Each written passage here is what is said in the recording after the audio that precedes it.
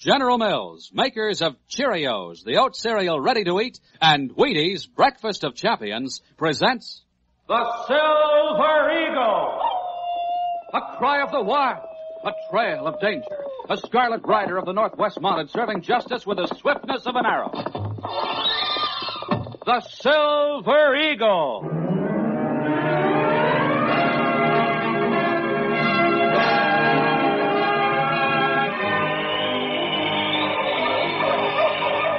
The untamed North, frontier of adventure and peril. The lone, mysterious North, where one man dedicated to the motto of the Canadian Northwest Mounted Police faces danger and death to bring in the lawless and maintain the right. The most famous Mountie of them all, the Silver Eagle. The transcribed record and events dealing with our Silver Eagle case after this message. Jenny is 10 and is she good? She's skip rope champ of the neighborhood. She's so quick because she knows she's got go power from Cheerios. Yes, she's got go power. There she goes. She's feeling her Cheerios. Cheerios. Cheerios. That makes sense. Try Cheerios, the wonderful oat cereal that's shaped like a little letter O. And you'll agree. You'll like that delicious toasted oat flavor. And Cheerios is ready to eat. Just pour out a big bowlful, add good fresh milk, dig in, and start getting your go power. Because a Cheerios breakfast is full of vitamins, proteins, and minerals. And those are the good things you need to help build red blood, healthy bodies, and strong muscles. So enjoy your breakfasts every day with delicious Cheerios and milk and get that good go power. Then folks will say, she's feeling her Cheerios.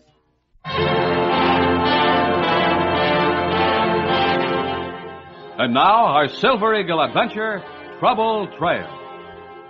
With the hoods of their parkas pushed back, two men are crouched beside a campfire just finishing their noon meal. One of them, a grizzled veteran of the snows, is a freight sled driver. The other is a young man named Dan McPhee. How much farther to Bear's Paw? Oh, 10 miles or so. We'll get there before dark. What kind of a place is it? Not much. Trading post, few shacks. That's about all. It'll be quite a change from Montreal. That where you come from? Yes. I've been working in one of the big fur auction houses there. Now I'm out here in the Northwest Territory to learn the other end of the business. Oh, I see. Gonna try your hand at trapping, huh? No, I'm going to work at the company trading post. You mean you're gonna work for old Levi Haggard? Oh, not exactly. Levi Haggard is the factor in charge of the post. My family owns the company. What? Folks up this way don't care for the Wilderness Trading Company. Why not? Levi Haggard. He's the most hated man in the whole Northwest. There ain't a trapper or an Injun in these parts who wouldn't like to cut his throat. But why? What's he done? It'll take an hour to answer that one. But, well, it's been a bad year for trappers. Famine year, you might call it. Pelts have been mighty scarce. I know that. Haggard's grub staked most of the boys, so they're all in debt to the company. That means he's got them over a barrel. He won't hand out any more credit, and when they bring in a few skins, he pays them half of what they're worth. They have to take it and like it, or they starve.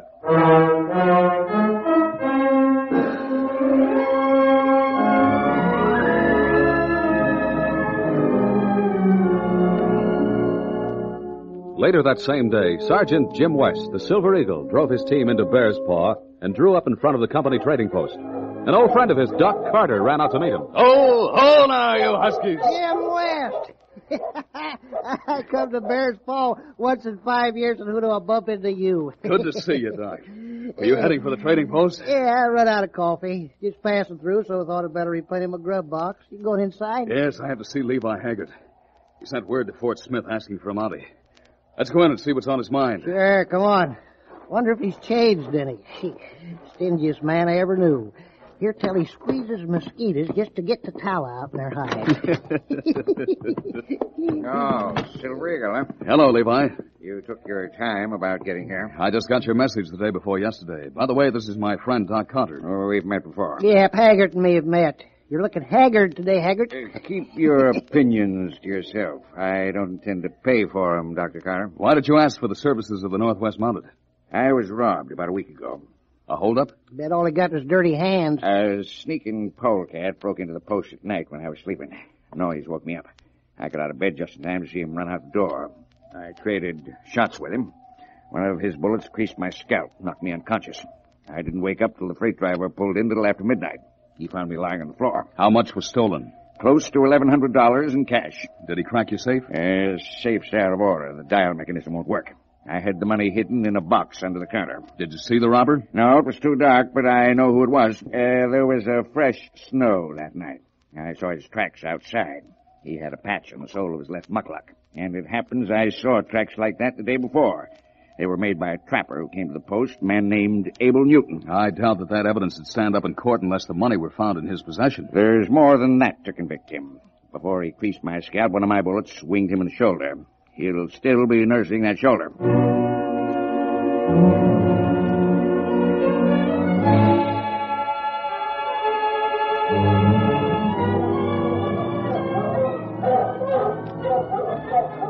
Whoa there! Well, here we are, son. This is Bear's Paw. Just the way you described it. That's the fur post over there. Will you be stopping here overnight? No, I'm going on up to Fort Smith. Cover a few more miles and camp on the trail. Howdy, boys. I'll take my luggage off your sled. Who's the stranger? His name's Dan McPhee. Meet the boys, Dan. How do you do? My name's Jeb Finley. Well, I'm glad to know you, Jeb, but before you shake my hand, maybe you'd better know something about me. What's that? Well, I've come to work at the trading post. My family owns the Wilderness Trading Company. Am I hearing right? I've always wanted to know what a human bloodsucker looked like. I'll take that this time, because I know you don't understand that I want to be friendly. Friendly? You sure got a nerve using that word after the way your outfit operates. When it's a good year, you get rich on the furs we bring in. When it's a bad year, we starve. I don't make company policy. No, you let old man Haggard do the dirty work while you and your kind sit back and rake in the profits. If I felt that way, I wouldn't be coming out here to learn about things firsthand. You were asking for trouble. I'm not asking for trouble, but I'm ready for it if it comes. That sounds like you're daring me. Now, take it easy, Jeb. No man told you to dare at me. I'll wipe up the ground. I said take it No easy, need to Jeb. interfere, Bill. I think I can handle this. All right, try this. Oh. Keep your guard up, son. Right home and tell your family about this. You started this. I'm going to finish it. All right, break it up, you two. Huh? I said break it up. All right, let me go. What's this all about? We sort of lost our tempers, I guess. How did it start, Bill? I just brought this young fella to the village, and, well, Jeb picked an argument with him. What's your name, mister? Dan McPhee. McPhee. Are you connected with the trading company? My family owns it. Oh, then that explains it. You started the brawl, eh, Jeb? He was asking for it. Mind telling me your name? I'm Sergeant Jim West. This is my friend, Doc Carter. Well, glad to know you. Glad you came along, Doc. It's good to know there's police in these parts. I'm not stationed here. The trading post was robbed last week. I'm going out now to arrest the man who did it. In the meantime, there'd better be no more trouble. If anyone starts anything, I'll put him in irons as soon as I get back. You mind if I chase along with you, Jim? No, come along, Doc.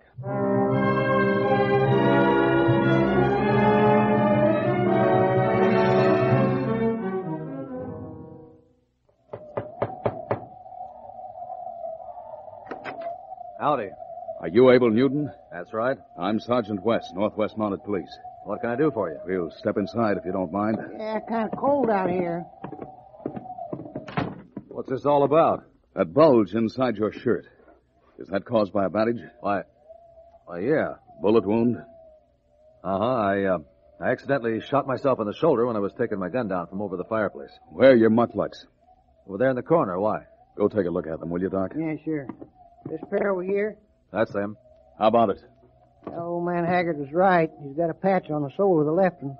Abel Newton, I arrest you in the name of the Queen for the robbery of the Wilderness Company trading post. Have you anything to say for yourself? Yeah, what's the use? I don't know how you got wise to me, but you did, so. Where's the money? Money? What do you mean? I never took any money. You've just confessed to the robbery. I broke into the post. I traded shots with old man Haggard. I admit that. But I wasn't after money. Reminds me I didn't get my coffee. What were you after? Rubber ammunition. I was broke, and Haggard wouldn't give me credit. He knew I would have paid him back. According to Haggard, at least $1,100 was taken from a box under the counter. He's lying, or else he took it himself. Don't know about you, Jim, but I think this lad's giving it to us straight. We'll look for the money before we decide that. Keep him covered, Doc, while I go... Reach, Manny. You too, Gramps. Gramps? I just dragged you out of a fist fight. Are you coming around here looking for some more trouble? You're not sending my pal to prison, not for robbing that crummy fur company. Old man Haggard told him I stole a pile of cash. I heard what they said. I was listening outside the door. It's a lie, Jeb. Haggard's trying to frame me. I'll take your word for it. Don't you believe me? What's the difference? Quit your blabbing and clear out. Clear out. If you're innocent, why be sent up for a crime you didn't commit? Now make a run for it. Now's your chance. But what about you? I'll hold them here till tomorrow morning. That ought to give you time enough. All right, but first I got to get my park and my gun. I'll prove he framed me. How did you happen to trail us here, Jeb? I heard what you said back in town about going out to arrest the man who robbed the post. You knew Abel Newton was the man? Sure. He came to my cabin the night it happened. He was wounded. Passed out, and I patched him up. Practicing medicine without a license. Did you hear him, Jim? All right, I'm ready to go. Good luck to you, Abel. I won't forget this, Jeb. So long. All right, you two. We got a long night ahead of us, so I reckon you may as well sit down. But I warn you, no false move.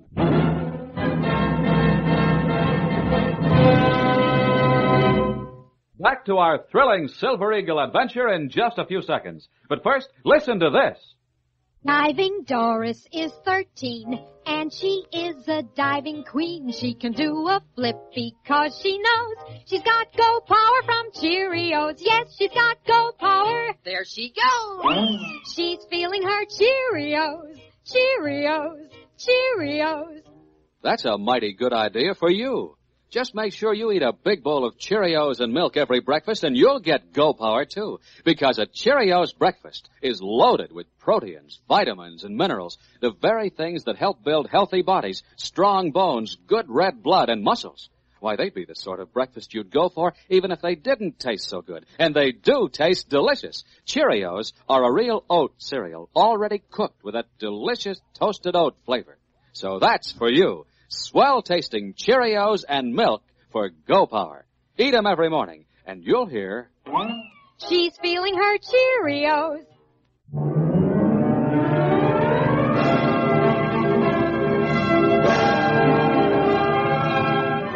Now back to the Silver Eagle, Sergeant Jim West of the Mounties, and his stirring adventure, Trouble Trail.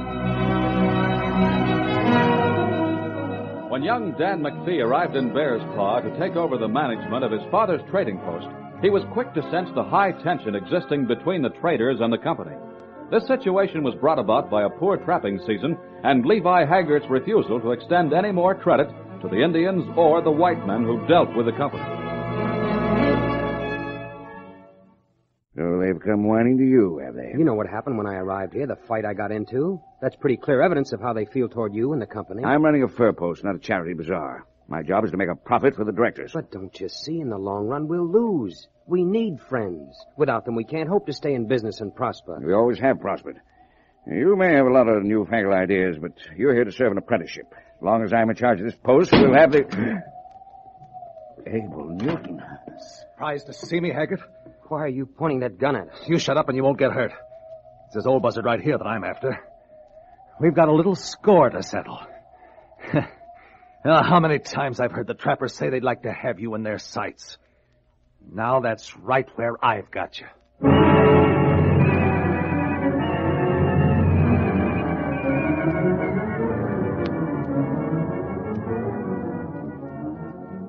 How long do you think you can hold us here, Jeb? Until tomorrow morning. You know, Jeb, this doesn't make sense. Does to me. Why should you hang for murder? Hang for murder? That's what I said. Why should you hang for murder just to save your friend from being convicted of robbery? I haven't killed anyone. You're going to have to keep me from leaving this cabin. Hey, take it easy. Where do you think you're going? I'm going out that door. Hey, Jim. I'm warning you, Silver Eagle. Sit down in that chair. Sorry, Jeb, but I'm leaving. And you'd better keep your eye on me because the second you look away, I'll draw. I'll shoot if I have to. Go ahead if you want to hang, but I think you... Take him, Doc! Wait, what? Take that. No, you don't. Hey, let me go. I got him, Jim. Got his sweater pulled over his head. Now twist it around tighter, like this. Push him in that chair, Doc. Sit down. Good work, Doc. Thanks. What do you want to do with him now, Jim? We'll tie him to that chair and manacle him. You mean you're going to leave me here while you go after Abel? That's right. But you can't do that. You've interfered with the law. You're under arrest. But you may be gone all night, maybe a couple of days. You don't know where Abel went. Won't take that long to run him down. In any case, we can't take you with us. Come on, Doc. Let's get busy.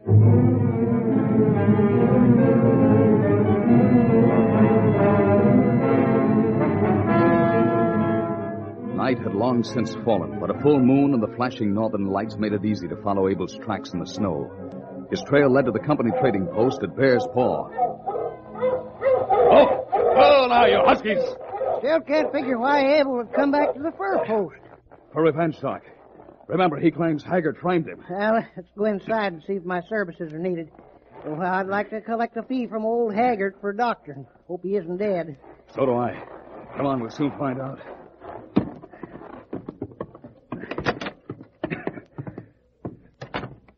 Jim, look. That ain't Haggard. It's Dan McPhee. Take it easy. We'll have you untied in a few seconds. You better stop gobbling like a turkey. You're going to choke on that gag. There you are. Oh, thanks. Thanks a lot. Do you have a knife with you, Doc? The scalpel? Sure. Hold still while I cut these ropes. What happened? Oh, the man you were going to arrest came here. He tied me up and took Levi Haggard away with him. He forced him to go at the point of a gun. Did he say where he was taking him? No, I couldn't figure it out. He accused Levi of framing him. I think he was going to kill him. Hurry up with those ropes, Doc. One more incision and there. You're free, man. Oh, thanks. Come on, Doc. There's no time to lose. Oh, wait till I get my parka. I'm going with you.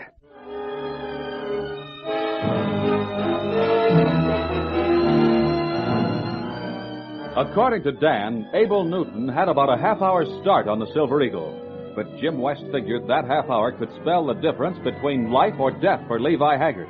He knew that Abel Newton was desperately trying to prove his innocence and might resort to violence to force a confession from Levi Haggard. Finally, the Silver Eagle and Dan came in sight of Haggard and Abel Newton on the banks of the frozen Slave River. There they are. Up with your hands, Newton. Won't take me. Oh, what a shot! Right out of his hand. Whoa, whoa, whoa. Levi's dead. He's killed him. He's not dead. He just fainted. Take a look at him, Doc. See if he's still breathing. Yeah, sure. How about it? And he's still alive. I'll rub some snow on his face. That'll bring him around. He got so scared when I gave him a count of 3, he passed out. No, I don't know Stop struggling, Levi. You're all right. Tell us what happened. Uh-huh. Oh, you. It's you, Sergeant West. Now, that crazy fool Newton, he was trying to make me confess I took the money myself. He was threatening to kill me. I was just trying to scare him into talking. Do you still think Levi was trying to frame you? I don't know what to think now. Thought he was. Now I'm not so sure. If he had the money, I reckon he would have told me. Haggard has had plenty of chances to cheat the company, but he never has. We've always found him honest to a fault. Levi, do you still think Newton is guilty? Blamed if I know. If he is, he was sure putting on a good act. Don't seem like he could be guilty, the way he was trying to make me confess. Search Newton, Doc. Hold still, Newt. We searched his cabin. No money there. He hasn't any cash on him, Jim. Where does that leave us? The money certainly didn't vanish into thin air, but... Wait a second. Levi, you said the freight driver found you unconscious? That's right. Was that Bill Dorcas, the driver who brought Dan up here? Yep, that's the one. He was on his way to Chipewin at the time. That's where he picked me up. He could have taken it before Levi regained consciousness. That's right, he could have. We'd better go after him. He'll be camped for the night somewhere on the trail. Well, you don't expect to find the money on him now, do you? The robbery happened a week ago. Why not? His cabin's up at Fort Smith. It's not likely he'd hide the money at Chipewin. He couldn't have. I met him when he arrived at Chipewin, and I was with him until we left. An hour later. All right, you two go back to the post and take Newton with you. Levi, I want you to see that he doesn't escape. Leave it to me. I'll watch him like a hawk. Dan, go to Newton's cabin. Levi will give you directions. There's a man there named Jeb Finley. He's tied and handcuffed. What do you want me to do? Here's the keys to the handcuffs. Turn them loose. And keep a gun on him and hold him there until I get back. Sure thing, Sergeant. All right, Doc, let's hit the trail.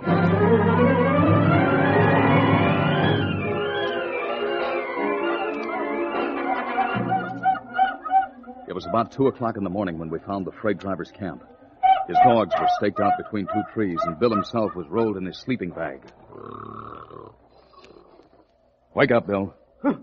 Hey, what's going on here? Take it easy, Bill. I'm Jim West. Silver Eagle? What in blazes you doing here? Crawl out of your sleeping bag. I'll have to search you. Search me? For what? $1,100 in stolen cash.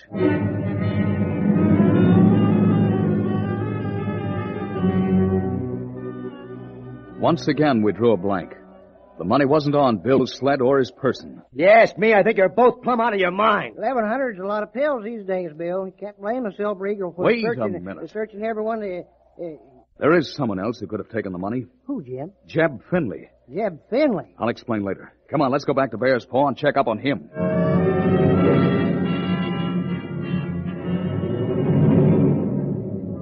Once again, we headed back to Bear's Paw. Jeb's cabin was located about a quarter of a mile from the trading post. When we got there, we went inside, lit the oil lamp, and began a thorough search. What you climbing up there for? Looking for a loose stone. What's more, I think I found it. The stone or the money? The money. There's a big wad of it. Suffering MDs look at big enough wad to get you to South America. There's at least $1,000 here. What made you suspect Jeb Finley? He wasn't at the post when the robbery happened. No, but Abel came here immediately after the shooting to have his wound bandaged. He passed out. During the time he was unconscious, Jeb must have gone to the post. He knew that Levi had been shot, that he was unconscious, maybe dead. It was a perfect chance. And by luck, he found all this money under the counter. Don't move! Either of you. Jeb Finley. Jeb Finley it is, gents, with a loaded gun and a reason to use it this time.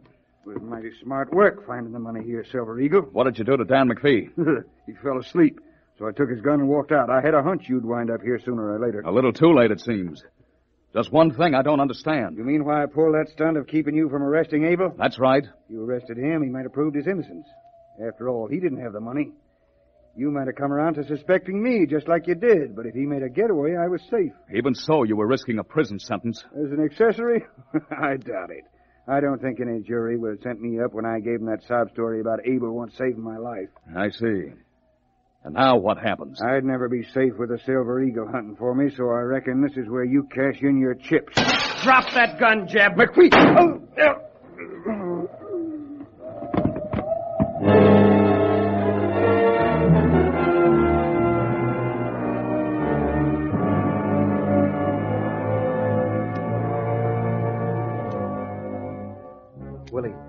Will he pull through, Sergeant? Yes, Dan. It wasn't a bad wound. Oh, sorry I let you down. I woke up just in time to follow him. I'd have been there sooner, but I had to go to the post to get a gun. It was my mistake for letting you take off his handcuffs. There's a favor I'd like to ask, Sergeant. What is it? I wish you'd let Abel Newton go free. I won't press charges against him for breaking into the post, and I've persuaded Levi to forget the rest of it. That'll have to be up to the inspector. From now on, there's going to be a new company policy for both the white trappers and the Indians. And Levi Haggart will toe the line or else. You see, the family has put me in charge. A good decision. When I left Montreal, I never thought I'd have to go through so much excitement and danger just to get to be manager of the post. Hey, you should complain. Look what I went through. All I came to get was a sack of coffee.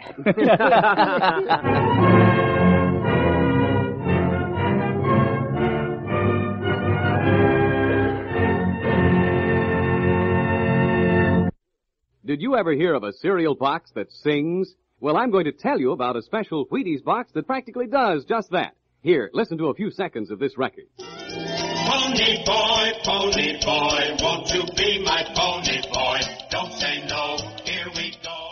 Now, wasn't that record sharp and clear? But here's an amazing thing about it. It came from the front of a special Wheaties box. That's right, there's an actual 5-inch plastic record sealed right on the front of this special Wheaties box I'm talking about. All you do is take a pair of scissors and cut the record out, easy as pie. Then play it on any 78 RPM manually controlled record player. And listen, Pony Boy is just one of the tunes you can get. There's also On Top of Old Smoky, Glowworm, Blue Tail Fly, Take Me Out to the Ball Game, and many others. So go down to your grocer right now and pick up the special Wheaties record box. Remember, these records are absolutely free of extra cost. A real bargain in fun. Today's story of the Great Northwest was written by James Lawrence. Jim Amici stars in the part of Jim West. Joe Bideau is played by Jacques Lister. The Silver Eagle is a copyrighted transcribed feature of Jewel Radio and Television Productions. Recording director Robert Wilson. This is Bill O'Connor.